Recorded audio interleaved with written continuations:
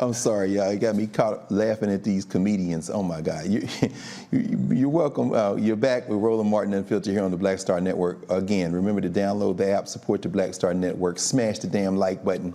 And as you saw there in the public service announcement that preceded the comedians, we are going to talk about a very serious issue right now. Tobacco-related illness is still the primary cause of death for African Americans. For decades, it is commonly known that menthol makes smoking easier to start and harder to quit. More than 85% of African American smokers prefer menthols. This predominant use of menthols among African American smokers is well documented among public health authorities. Yolonda Richardson, President and CEO of Campaign for Tobacco-Free Kids, is here to explain why eliminating menthol cigarettes is critical to health equity and black health. President Richardson, thank you so much for joining us here on Roland Martin Unfiltered. It's a pleasure to be here. Thank you. The pleasure is ours, and this is such an incredible, important. All my older cousins seem to smoke cools, and menthol is something that I'm well familiar with, but fortunately only because of secondhand smoking. I wish it wasn't even that. But talk to us about some of these statistics that are just shocking. Can you walk us through how much of a crisis this is in our community? It's a crisis of 45,000 lives a year. 45,000 Black Americans die because of menthol cigarettes. That's the truth of the matter. And it's a result of very intensive marketing by the tobacco industry in our community. Unlimited amounts of advertising dollars going there, free samples, marketing, sponsoring cultural events. It's all been a part of a very concerted effort to push menthol cigarettes in our communities. And the result is that we die. And when we don't die, we lead unhealthy lives because of asthma or cardiovascular health problems or a whole range of tobacco-related death and illness. So it is a crisis, but we have an opportunity to change that. As you know, the FDA has just drafted a rule that would allow that would prohibit menthol in cigarettes going forward. Now, what we have to do as a community is to get them to release that rule and then to enforce it. Absolutely. I mean, again, just, thinking about the policy changes we have to make and thinking about the addictive nature of this. Any thoughts on, the relationship between marketing and this type of crisis? I remember many years ago reading Manning Marable's book, How Capitalism Underdeveloped Black America, and he talks about how the soda companies marketed red pop and orange pop, and then these question of colors. And then I think about even young people. I saw a lot of Black and Miles around in LA. I see them on the streets of Philly, here in DC. And in the report, it talks about how these young people are smoking these flavored kind of things. I mean, how much, what's the nexus between advertising and addiction and these marketing these flavors in Black communities? Is there something to that? Well, there's an absolute causal link. And, the more they market in our communities and the more they put the products in our community, the more accessible they are. The images have been that, smoking cigarettes is cool. It's something that they encouraged young people to do. And then it's just everywhere in our communities. I can remember many occasions when I went to Black cultural events and there were free samples everywhere of menthol cigarettes, handouts. They also make sure that the prices are low in our community. So it is an aggressive marketing effort to addict us and to keep us addicted. And therefore, the consequence of that very much is increased rates of ill health in our community and death. It's as simple as that. Yes, ma'am. We're going to go to our panel. And Dr. Brown, any questions for Yolonda Richardson, President and CEO of Campaign for Tobacco-Free Kids? Yeah, I do have a question. When it comes to when we see the disparities of people that are addicted to these cigarettes and smoking menthol cigarettes, is there any type of, I would say, could we sue these tobacco companies the way in which we've seen in the past?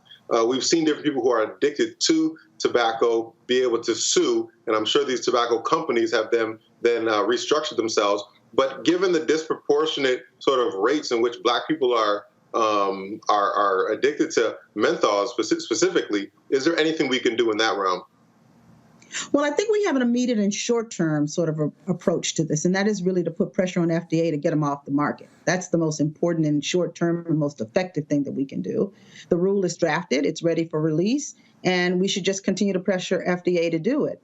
When the law was crafted in 2009, it specifically exempted menthol while it banned other flavored tobacco products. And so we have for 17 years since 2009 let menthol cigarettes stay on the streets while the tobacco industry has continued to target our community, other vulnerable communities, but specifically our community. And we have a very, very immediate way to address this problem. And so it requires our political leaders to step up and say, this has to be done, and it needs to be done now. Thank you, Doc. Reese, please, floor is yours. Yes, I'm skeptical of the counter argument to this ban. Most of it being rooted in the criminal justice argument that this will criminalize Black people more frequently, even though the ban doesn't call for individual enforcement. For Right. people who might be swayed by that argument, what is your answer to that particular argument? Well, I would say that menthol cigarettes are the leading cause of death for Black people. And I would say that 45,000 Black people die every year. And I would say that we can walk and chew gum. We can continue to speak out against over-policing in our communities. It's absolutely critical that we do so. But we can also say that we do not want these products in our community because they kill too. And they kill at a much higher rate. And I just think that many in our community aren't aware at the deliberate efforts of the tobacco industry to put these products in our community. I think that would give people much more pause if they knew how much this was a concerted effort to keep us addicted. And it is as much a civil rights issue as anything else that we face, because we don't need to be dying because the tobacco industry has decided that we're an easy target audience. And it's as simple as that, I think. Thank you. Perfect. Yeah, absolutely. Ms. Richardson, I hope you don't mind if I ask a question or two as it relates to how we might look at this in a global context. I know you've done a lot of work globally between Africa and some other things. Are there connections as these tobacco companies attempt to pivot in terms of their profit margins? I mean, could you help put this in an international context even? Yeah, very smart question. As you probably heard, saw from my bio, I spent the largest part of my career working on global issues. And at the campaign, I specifically oversaw our global programs. And so what clearly happened, and it's in all of the the annual reports and marketing materials of the tobacco industry, that when regulation tightened in richer countries, they started looking for markets overseas. And they started targeting countries where there were not great regulatory schemes in place and where they knew that they would be underregulated. And that's been very successful. So the largest number of smokers exists most in Asian countries just because of the large numbers. But we have been, over the last several years, also focused on Africa because we wanted to make sure that they didn't dump all of their products in Africa when their markets started to dry up in Europe and in the United States. So we've been trying to be on the front end of that epidemic. And in many ways, we've made some real strides because, fortunately, Africans did not smoke at the same rates as other parts of developing worlds. So we feel really good about that. But it's an ongoing value. They're going to be always looking for new markets. And if they can't find new markets, they'll just continue to try to addict our kids. So we need to remain vigilant both here and abroad to make sure that they don't have an opportunity to keep marketing these products. There just isn't any upside to cigarettes. No question. Yeah, there was one thing that I mean, in reading through the kind of short white paper from the CDC, how